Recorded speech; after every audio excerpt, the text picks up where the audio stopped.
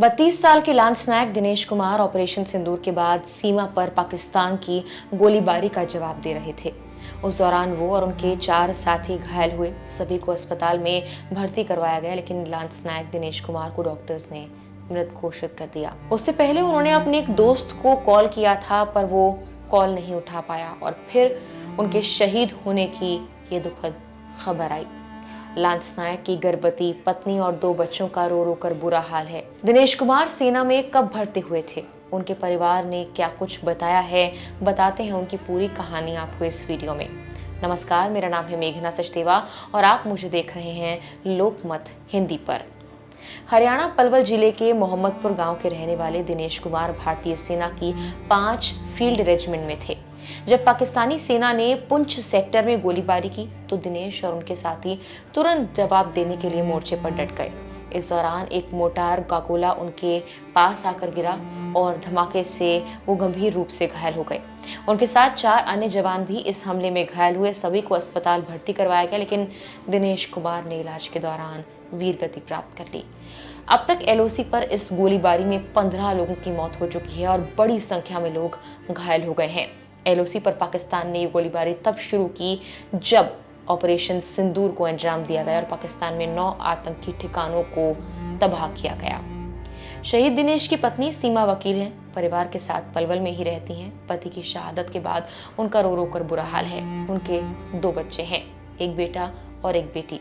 सीमा pregnant भी हैं। शहीद दिनेश कुमार की पत्नी सीमा ने कहा कि मेरी परसों रात ही तो उनसे बात हुई थी। वो बोल रहे थे 12 बजे फोन करूंगा। उन्होंने कहा मैंने सारी रात उनका इंतजार किया, लेकिन कोई फोन नहीं आया। मैं इंतजार करती रह गई। इतना कहते ही वो फूट फूट कर रोने लगी। मुझे कल सुबह 9 बजे करीब फोन आया किसी का। उन्होंने बताया कि तुम्हारे हस्बैंड के गर्दन में चोट आ गई है, वो ऑपरेशन में गए।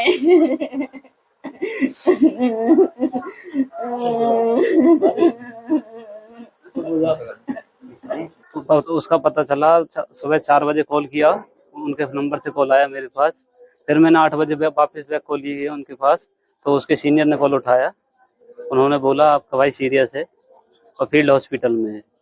उसके बाद बोले कि वो उसमें है, ऑपरेशन हो रहा है उनका, तो ऑपरेशन होने के बाद बताऊंगा जैसे भी उनकी कंडीशन होगी। कंडीशन युद्ध के मैदान में कंडीशन खराब है, हालात खराब चल रहे हैं उधर और युद्ध की भी संभावना है।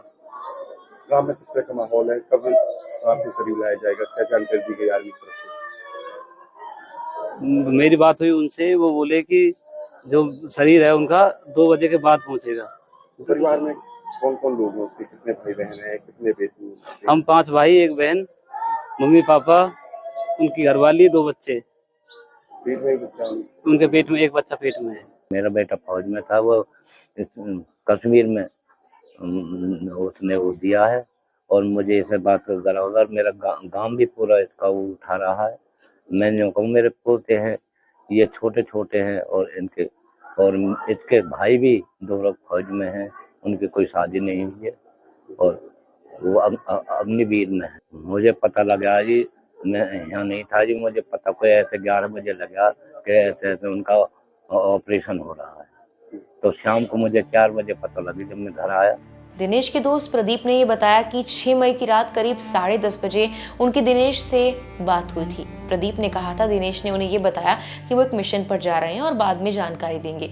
अगली सुबह करीब 4 बजे प्रदीप को दिनेश का फोन आया, लेकिन वो उठा नहीं पाए। जब उन्होंने दोबारा कॉल बैक किया तो सिर्फ हेलो सुनाई दिया और फोन तुरंत कट गया। सुबह करीब 7 बजे प्रदीप ने फिर से फोन किया और पूछा सर कैसे हैं। उधर से किसी ने बताया कि दिनेश की गर्दन पर चोट लगी है और उनका इलाज चल रहा है। इसके बाद उनके शहीद होने की दुखद खबर मिली। दिनेश का परिवार भी देशभक्ति की मिसाल है। उनके 4 छोटे भाइयों में से 2 कपिल और हरदत्त सेना में ही हैं और अग्निवीर योजना के तहत सेवा दे रहे हैं। एक भाई विष्णु खेती करता है, जबकि पुष्पेंद्र पढ़ाई कर रहा है। दिनेश के एक भाई की पोस्टिंग जम्मू में है, जबकि दूसरा जबलपुर में तैनात है। दिनेश ने 2014 में भारतीय सेना में भर्ती होकर अपने सैन्य जीवन की शुरुआत की थी।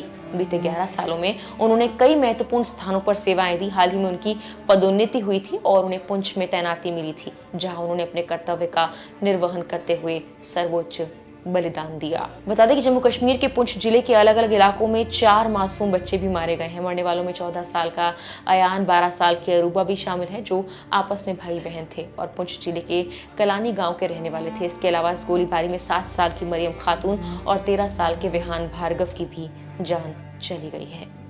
फिलहाल के लिए इस वीडियो में इतना ही।